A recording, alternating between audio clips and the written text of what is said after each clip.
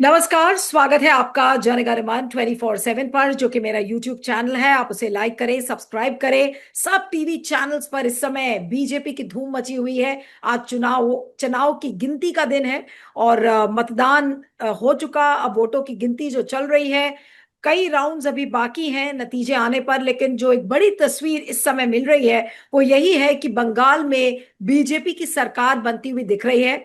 और कांग्रेस के लिए यह अच्छी खबर है कि केरला में बहुत समय, लंबे समय के बाद केरला में अब कांग्रेस सरकार बनाने वाली है। और ये बंगाल और कांग्रेस का जो नतीजा है, इसी की एक कंप्लीट तस्वीर आपको ऐसा लग रहा है कि 2029 में भी मिलने वाली है, कि असली चुनाव अब देश में केवल कांग्रेस और बीजेपी के बीच में ही होगा। क्योंकि जितने क्षेत्रीय दल हैं, टीएमसी को, तृणमूल को ऑलमोस्ट पश्चिम बंगाल से खत्म कर दिया गया है। लेफ्ट नाम के लिए अब बचा है। शिवसेना, उद्धव ठाकरे की पार्टी का आपने हर्ष देख लिया है। जेडीयू और टीडीपी ऑलरेडी बीजेपी के साथ हैं। आम आदमी पार्टी बुरी तरह से स्प्लिट हो गई है। उधर तमिलनाडु में डीएमके खत्म हो गया है, क्योंकि वहां पर जो नतीजे आ रहे हैं उसमें टीवीके की सरकार बनती हुई नजर आ रही है, और वो जो सुपरस्टार विजय है वो शायद मुख्यमंत्री बनेगा। ऐसे आसार अब नजर आ रहे हैं। तो एक टेक्टोनिक शिफ्ट, ये शब्द मैं इस्तेमाल करूंगी अपने चैनल पर, कि एक टेक्टोनिक शिफ्ट पॉलिटिक्स में देखने को मिल रहा है। लेकिन यह भी कहा जा रहा है कि लोकतंत्र को किस तरीके से अब और ज्यादा खत्म किया जाएगा। चुनाव के और ज्यादा अब कोई मायने नहीं रह जाएंगे, क्योंकि जैसे चाइना में, रशिया में, नॉर्थ कोरिया में चुनाव होता है, कुछ उसी तर्ज पर चुनाव होगा। लेकिन आज की जो बड़ी जीत बीजेपी को मिलती हुई नजर आ रही है, उसके लिए असम में बीजेपी जीत गई है। वहां पर हिमांता की सरकार बनती हुई नजर आ रही है। लेकिन जो मैंने बड़ी लड़ाई आपको कही, कि अब ऐसा लग रहा है कि बड़ी लड़ाई क्षेत्रीय दल के बीच में नहीं होगी, यानी कि इंडिया अलायंस एक तरीके से जो साथ आया था 2024 में, उसको, उसके खात्मे की ये स्टोरी है। आज का चुनाव इंडिया अलायंस को खत्म करता है। कांग्रेस बनाम बीजेपी की लड़ाई को आगे लाकर उसने खड़ा कर दिया है, कि आगे की 2029 की लड़ाई अब कांग्रेस और बीजेपी के बीच में होगी। कांग्रेस अपने घर को किस तरीके से सुधारेगी, यह भी एक बड़ा सवाल है। बहुत सारे सवाल उसको लेकर है, लेकिन कांग्रेस के लिए अच्छी खबर है कि कम से कम एक और राज्य में उनकी जीत दर्ज हो गई।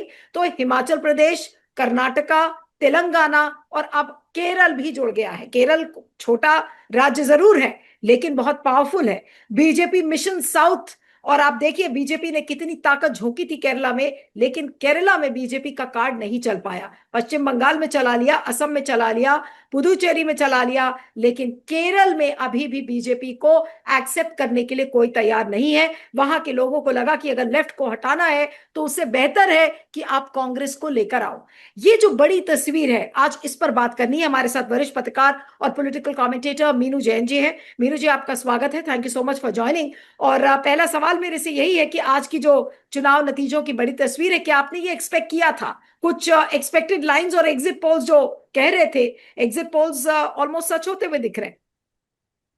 जी। देखिए, एक्सपेक्टेड लाइंस पे तो ओनली केरला का रिजल्ट आया है, क्योंकि वहाँ लड़ाई कांग्रेस और लेफ्ट के बीच में थी। तो वहां से लेफ्ट का 2 साल का कॉन्टिन्यूस हो गया था। जनरली वहां पे ये ट्रेंड रहता है कि अल्टरनेटिवली चलते रहते हैं आपस, पहले एक बार लेफ्ट और एक बार कांग्रेस, एक बार लेफ्ट एक बार कांग्रेस। लेकिन इस बार कोविड की वजह से वहां पे जो चेंज नहीं हो पाया था, मतलब उनकी परफॉर्मेंस अच्छी रही लेफ्ट गवर्नमेंट की कोविड को हैंडल करने में। That's why they repeated. लेकिन फिर वही वापस अभी कांग्रेस का आ गया है, और वहां पे कांग्रेस का संगठन, वहां कांग्रेस की जो हाल है वो नॉर्थ इंडिया जैसा नहीं है। कांग्रेस का वहां बहुत मजबूत एंड जिसको कहते हैं ना रॉबस्ट संगठन है, और फाइट में है, और बहुत रेस्पेक्टेबल विक्ट्री वहां पे हुई है। ऐसा नहीं है कि बहुत थिन मार्जिन नहीं है, अच्छा खासा उन्होंने मार्जिन वहां पे, वो सॉरी, विक्ट्री उन्होंने हासिल की है। अब लेफ्ट का जो है, बंगाल से तो पहले ही सफाया हो चुका था। अब वहां पे भी उनको हार का सामना खड़ा करना पड़ा है। सफाया तो नहीं कहेंगे, हुआ है। और अब बीजेपी के बारे में सोचें तो बीजेपी को बंगाल में भी कोई सीट नहीं मिली है, सॉरी, केरल में भी कोई सीट नहीं मिली है, तमिलनाडु में भी कोई सीट नहीं मिली है। जो आपका बात थी कि बीजेपी का मिशन साउथ जो है वो अभी भी फेल ही है।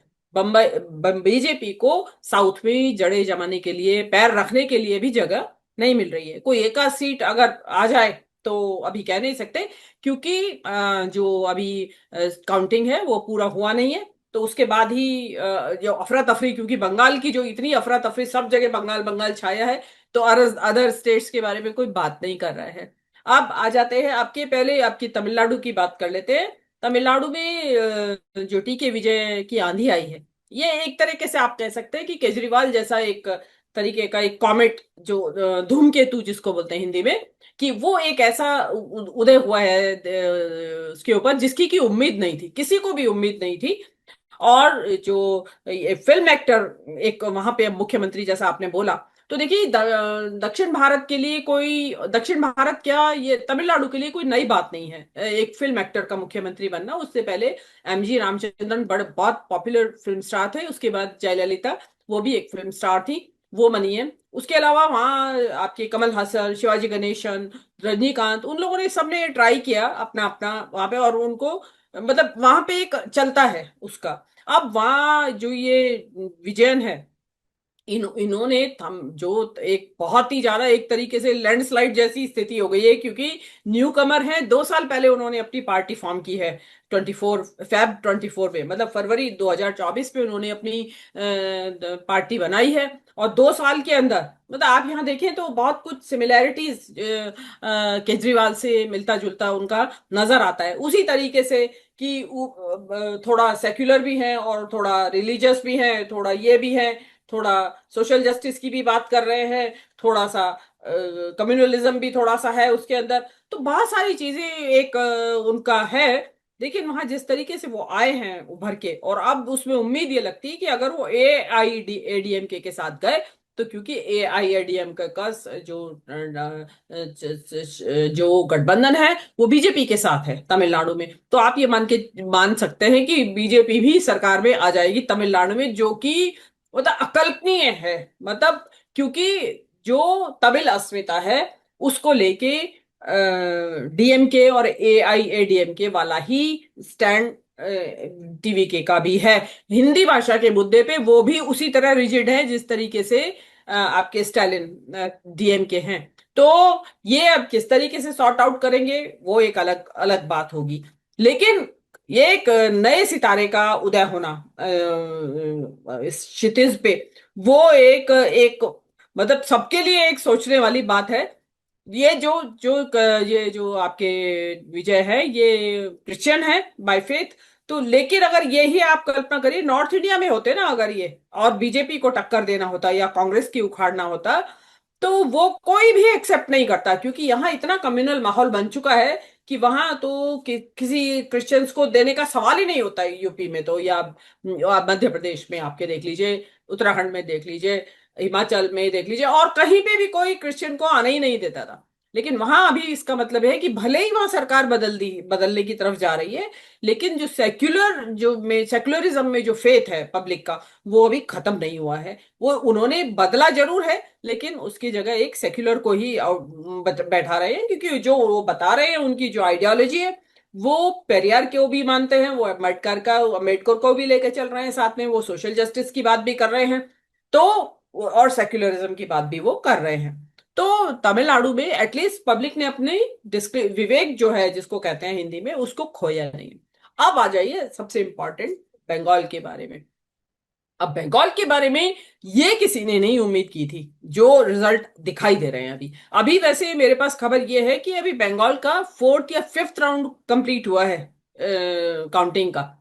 तो इसमें कुछ भी हो सकता है अभी, यू नेवर नो। लेकिन कुछ भी कहने की गुंजाइश इसलिए नहीं है, क्योंकि जिस बाहुबल के साथ और जिस तरीके से बीजेपी ब्रूटल तरीके से जो उन्होंने अटैक किया हुआ है बंगाल के ऊपर, उससे लगता है कि वो किसी भी तरीके से नहीं आने देंगे। ममता बनर्जी को रोका जाएगा।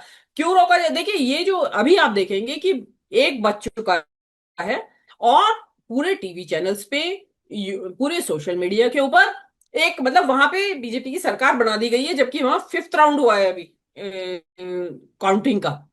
तो वो अभी किसी को मालूम नहीं है कि वहां होने क्या वाला है। लेट अस हमें वेट कर लेते। लेकिन ये बीजेपी की इनकी जो जितनी भी इनकी चालाकियां हैं, ट्रिक्स हैं इनके झोले में, उसमें एक ट्रिक ये भी है कि उनको इतना फेड अप कर दो, वो बोर होके उठ के चले लेकिन जाएं। अब तो ऐसा लग रहा है कि पश्चिम बंगाल का जो नतीजा है कि बीजेपी 192 पर आगे चल रही है और टीएमसी 93 पर, यानी कि 100 सीटों से नीचे सिमट जाएगी तृणमूल कांग्रेस। ये तो शायद ममता बनर्जी ने भी नहीं सोचा होगा।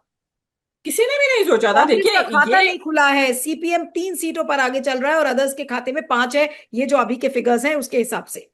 जी। जी हाँ। हाँ नहीं, ये तो किसी ने भी नहीं सोचा था। जबकि मेरी जो अपनी पर्सनल प्रिडिक्शन थी, मैंने तो ये कहा था कि ममता बनर्जी को 215 सीट तो नहीं आएंगी, लेकिन हाँ वो मेजोरिटी जरूर, क्लियर मेजोरिटी जरूर आ जाएगी। हो सकता है उससे 2-4 सीटें ऊपर ही आए।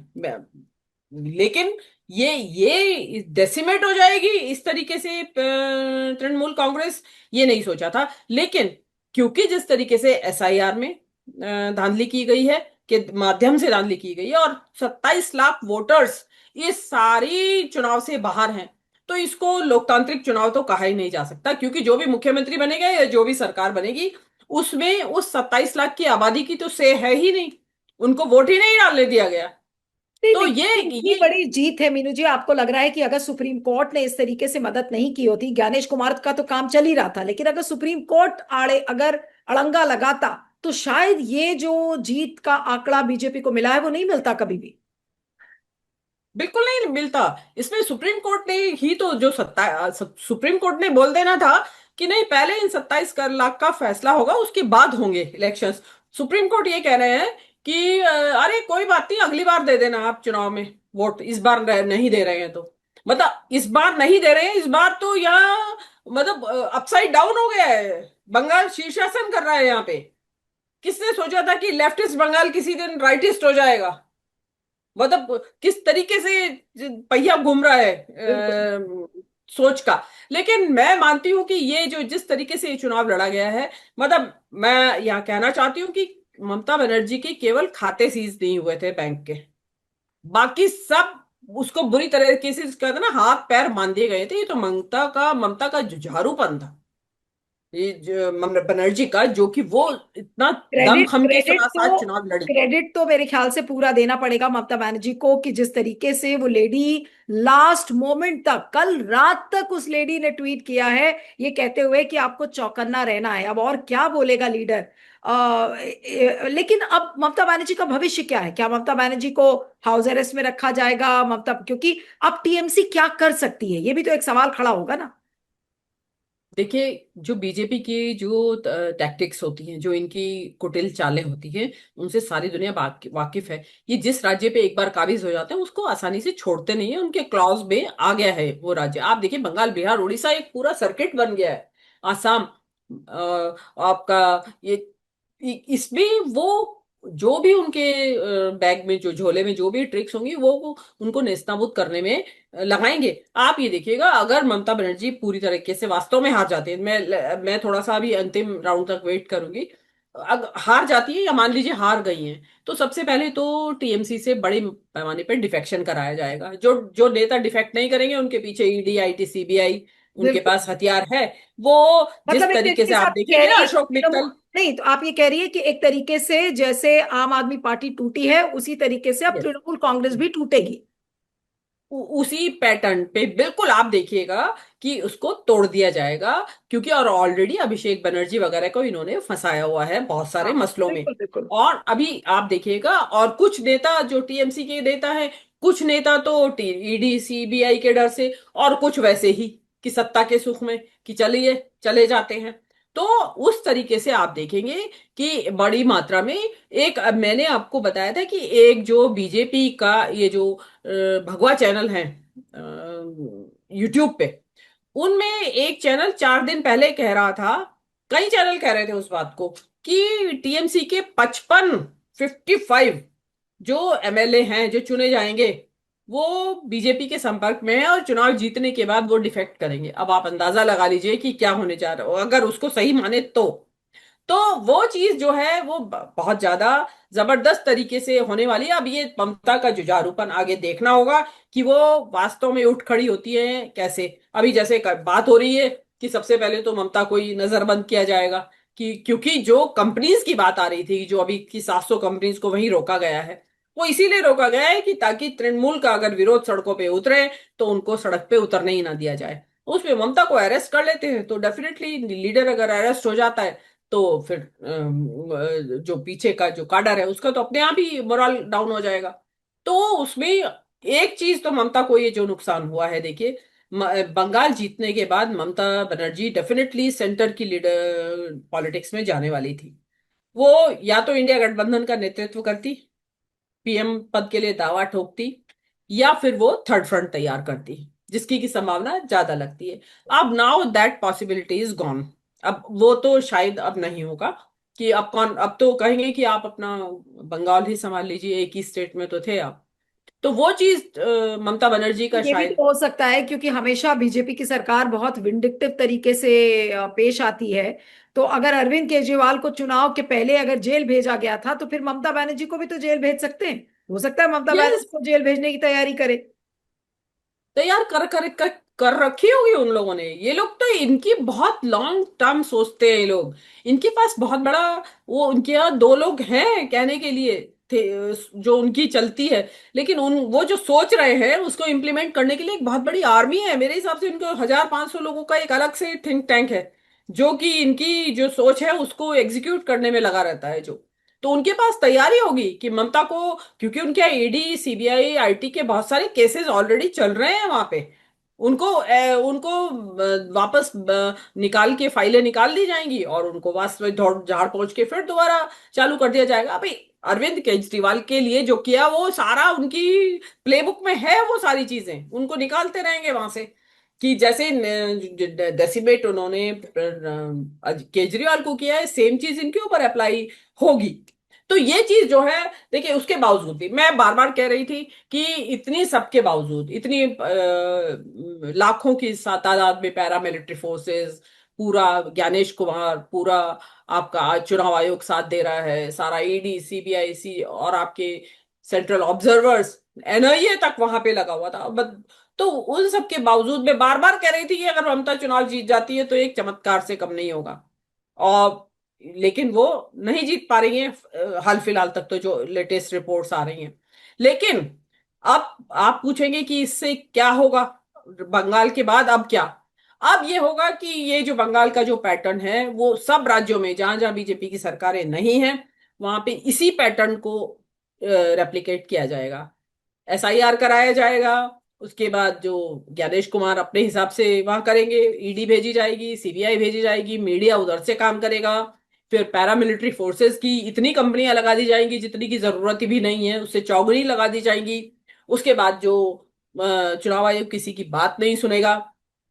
और और कोई राज्य होगा तो उनके खाते भी सीज कर दिए जाएंगे बैंक के। तो वो चीज, ये तो अब रेप्लिकेट होगा। उसके बाद ultimately one nation one election होगा।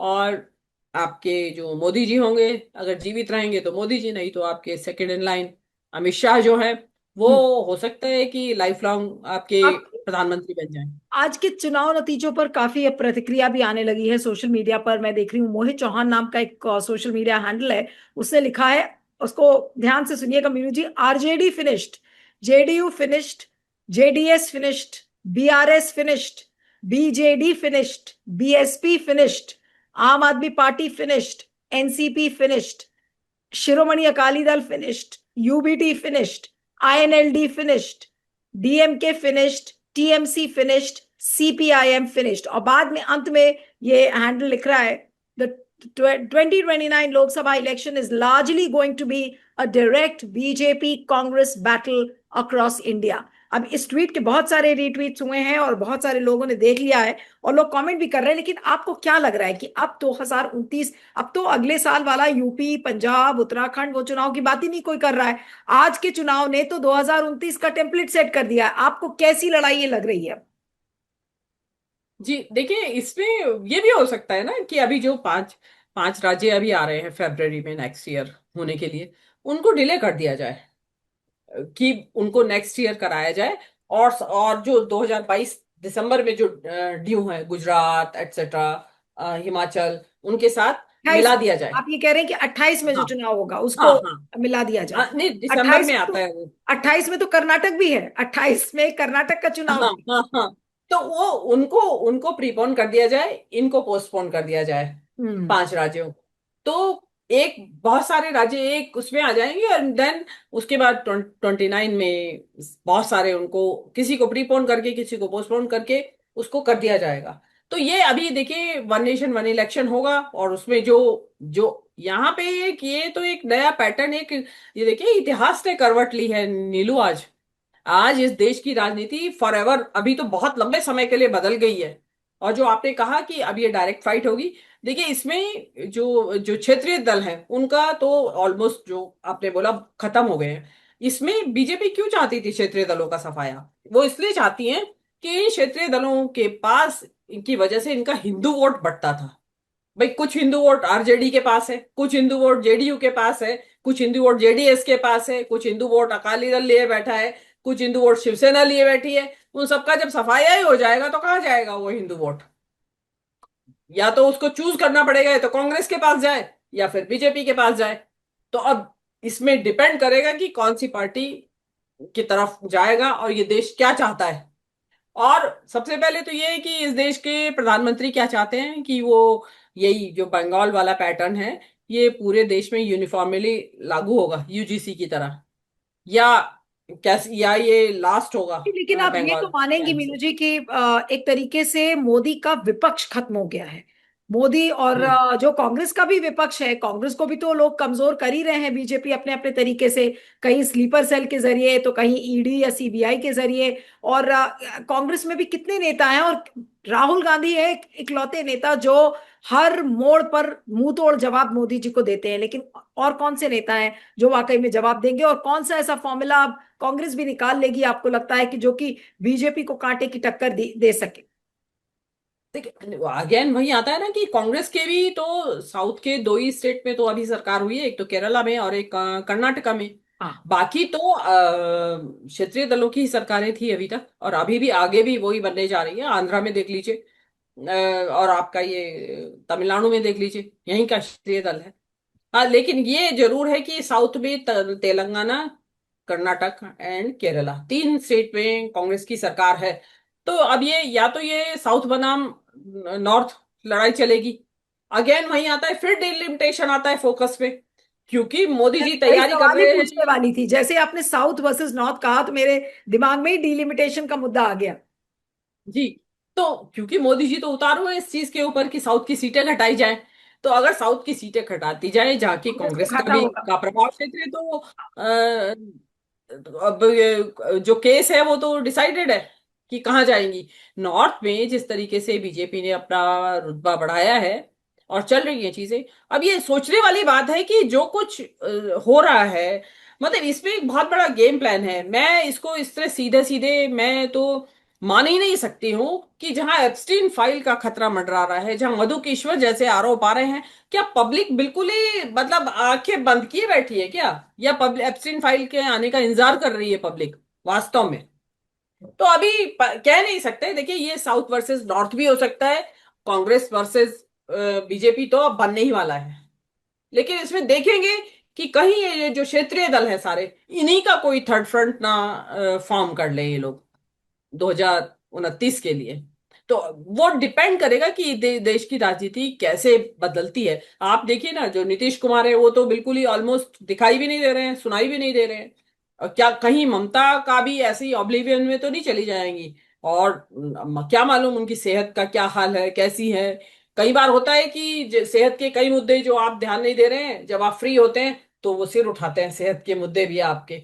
और क्योंकि हार एक बहुत बड़ी बहुत बहुत बड़ा डिप्रेसेंट है। हार, डिप्रेस हो जाता है आदमी उसके बाद। और इतनी बड़ी हार होना, तो उसके बाद और लड़ाई भी पूरे दमखम के साथ लड़ी और सारा दुनिया की नजरें थी। अब लेट्स सी, एक मतलब एक बहुत जबरदस्त तरीके से बंगाल का ये चुनावी नतीजा आएगा, ये मुझे नहीं मालूम था। मतलब उम्मीद ही नहीं की थी कि क्या हो सकता है। बिल्कुल, लेकिन आपको लग रहा है कि ऐसे कुछ आसार बनेंगे जिससे कि ममता बनर्जी को जेल ये लोग भेज सकते हैं, या इतना आसान हाँ नहीं होगा? क्योंकि क्योंकि एक महिला मुख्यमंत्री है, और महिला को भेजेंगे तो फिर क्या इसका रिpercussion होगा? इतना आसान देखिए, होगा? ये देखिए इंदिरा गांधी को भी जेल भेज दिया था। हम्म। तो इंदिरा गांधी जब प्रधानमंत्री थी, और दुनिया में मतलब एक ये था कि दूसरे नंबर पे प्रधानमंत्री बनी थी गोल्डा मायर के बाद। इसराइल में बनी थी पहले, और फिर इंदिरा गांधी बनी थी। तो उनको भी भेज दिया गया था जेल। तो और ये तो बड़ी जो ये तो बड़ी रिवेंज रिवेंज लेने वाली सरकार है। इतनी वेंजेंस में आप मतलब विपक्ष को तो ये वो मानते हैं जानी दुश्मन कि विपक्ष मुक्त भारत बनाने की इनकी जो प्लान है। अब आप देखिएगा शाम को भी जब मोदी जी का रथ निकलेगा और वो वहां पहुंचेंगे, और आप देखिएगा मोदी जी का स्वागत है, और स्वागत है भाई जय श्री राम के जो नारे लगेंगे। अब देखने वाली मतलब मुझे समझ में ही नहीं आ रहा है कि इस तरीके से अचानक से मतलब पब्लिक को समझ नहीं आ रहा है कि हम कहाँ जा रहे हैं, मतलब किस किस मोड़ पे खड़े हैं हम। हम्म। समझ नहीं आ रहा है वो। और बंगाल के बारे में तो ये हो रहा था कि बिल्कुल ही अलग सोच रखते हैं बंगाल के लोग तो इंडिया से। मुझे तो नहीं लगता, मुझे लगता है सब व्हाट्सएप की चपेट में है, सबको व्हाट्सएप का बीमारी लगा हुआ है। हम्म। बहुत कंटेजियस डिजीज है ये। और वहां पे ये अगर होता है मतलब फाइनली, और इतने बड़े मार्जिन से बीजेपी जीत जाती है, तो बहुत सोचने वाली बात होगी। मतलब फिर तो now it's a gone case. फिर तो आपका वन नेशन वन इलेक्शन के बगैर मोदी जी प्रधानमंत्री बने रहेंगे। नहीं, बिल्कुल और एक उसके तरीके से बाद ऐसा लग रहा है कि मोदी जी अब आजीवन प्रधान, जब तक उनका स्वास्थ्य चल रहा है वो आजीवन प्रधानमंत्री अब बन चुके हैं। बंगाल की जीत ने बिल्कुल। मोदी जी को एक तरीके से आजीवन प्रधानमंत्री बना दिया, अजर अमर प्रधानमंत्री कहना चाहिए। जी जी जी जी, बिल्कुल बिल्कुल। हाँ हाँ बिल्कुल। और आप कह नहीं सकते, क्या मालूम टीएमसी के जो एमपीज हैं वोट इफेक्ट कर जाएं मोदी जी की तरफ। बिल्कुल बिल्कुल, क्वाइट पॉसिबल, क्वाइट राज्यसभा में पॉसिबल। भी, लोकसभा में भी। राघव चड्ढा 6 एमपीज को लेके आखिर हाँ, चलेंगे ना बीजेपी में, कौन वो जानता था। कांग्रेस और करेंगे। ऐसी लोकसभा में इनका 27 है शायद नंबर, बिल्कुल ममता का। बिल्कुल वो भी जा सकते हैं, और राज्यसभा में जा सकते हैं। बिल्कुल, क्वाइट तो कुछ पॉसिबल। भी हो सकता है।